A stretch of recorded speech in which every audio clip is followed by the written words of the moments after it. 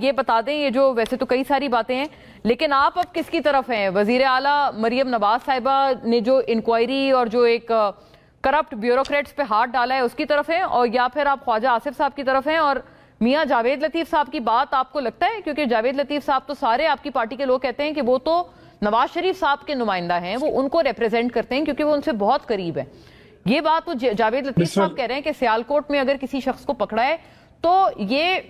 مطلب ایک فطری بات ہے کہ اس حلقے کے معتبر شخص، یعنی کہ obviously referring to خواجہ آصف صاحب، کہ ان کے اوپر نام آئے گا ہی آئے گا۔ بسم اللہ الرحمن الرحیم، بہت شکریہ مونا۔ دیکھیں، صرف جاوید لطیف صاحب جو ہے وہ صرف وہ نواز شریف کے ریپریزنٹیٹیو نہیں ہیں، ہم سب نواز شریف کے کارکن ہیں۔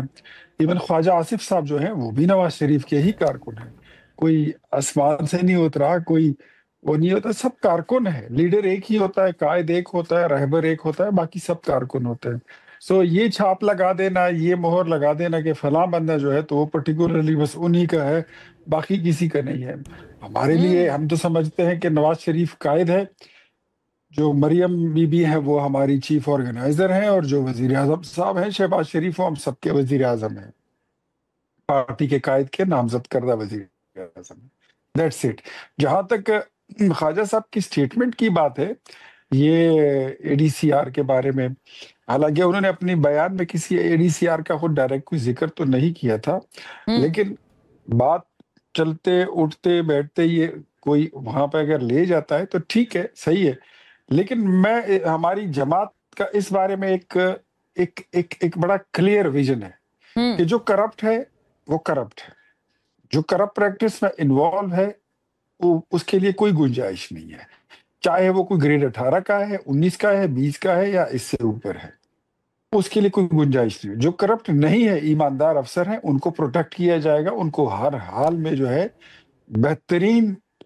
فیسیلیٹیشن کے ساتھ اس کو پروٹیکٹ کیا جائے گا، اس کو کوئی خراب نہیں کر سکتا۔ ہاں، کچھ لوگ ایسے ضرور ہیں،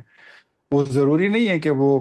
جن کا ذکر ہو رہا ہے وہ ان میں سے کوئی ہو، وہ کوئی اور بھی ہو سکتا ہے، کوئی اور بھی ہو سکتا ہے، وہ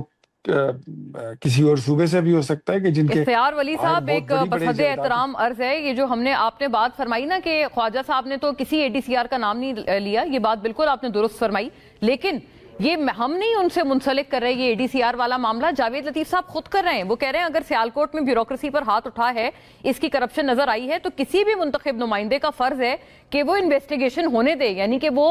یہ بھی بتا رہے ہیں، یہ بھی بقول ان کے کہ خواجہ آصف صاحب انویسٹیگیشن رکوانا چاہ رہے ہیں۔ یہ دیکھیں، مجھے نہیں لگتا کہ ایسی کوئی بات ہوگی، اور خواجہ صاحب جو ہے وہ اس طرح کی کوئی بات انہوں نے کی ہوگی۔ دوسرا، جاوید لطیف صاحب کی جو سٹیٹمنٹ ہے، میرے خیال میں اس کی وہ مؤثر طریقے سے اور مؤثر طور پر خود زیادہ وضاحت کر سکتے ہیں کہ ان کے کہنے کا مطلب کیا ہے، اور وہ کیا۔ میں تو آپ کو پتا ہے، I am spokes person of party, اور تو پرائم منسٹر اور گورنمنٹ، فیڈرل گورنمنٹ جو ہے اس کی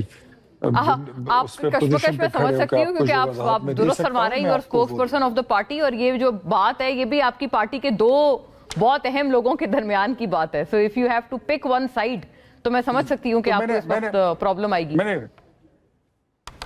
نہیں، ان دونوں کی کوئی الگ سائٹ تھوڑی ہے، دونوں ہی مسلم لیگ ان کے کارکن ہیں، دونوں ہی نواز شریف کے کارکن ہیں۔ خواجہ آصف خوش ہوں تو بھی نواز شریف کے پاس دوڑ کے جائیں گے، ناراض ہوں تو بھی نواز شریف کے پاس دوڑ کے جائیں گے، کوئی ان کا گلہ ہوگا تو بھی نواز شریف کے پاس جائیں گے، کوئی انہوں نے بات کرنی ہو تب بھی نواز شریف کے پاس جائیں گے۔ اور جہاں تک بات ہے جاوید لطیف صاحب کی، ان کے پاس کوئی وزارت ہو نہ ہو، وہ جماعت کا اثاثہ ہے، ان کی اپنی بات اپنی جگہ پر ویلڈ ہے، بٹ جس طرح وہ کہتے ہیں، میں نے ان کے ساتھ بات نہیں کی، میں نے ڈیسائیڈ ابھی کوئی بحث نہیں ہوئی، کوئی ملاقات نہیں ہوئی کہ وہ کس کانٹیسٹ میں یہ بات اس طرح کر سکتے ہیں۔ میری خواجہ صاحب سے بھی ملاقات نہیں ہوئی ہے، تو میں جنرلی آپ کو اوورآل جو پارٹی کا پرسپشن ہونا چاہیے یا جو ہے، میں وہ آپ کو بتا رہا ہوں۔ صحیح ہو گیا، ویری فیئر۔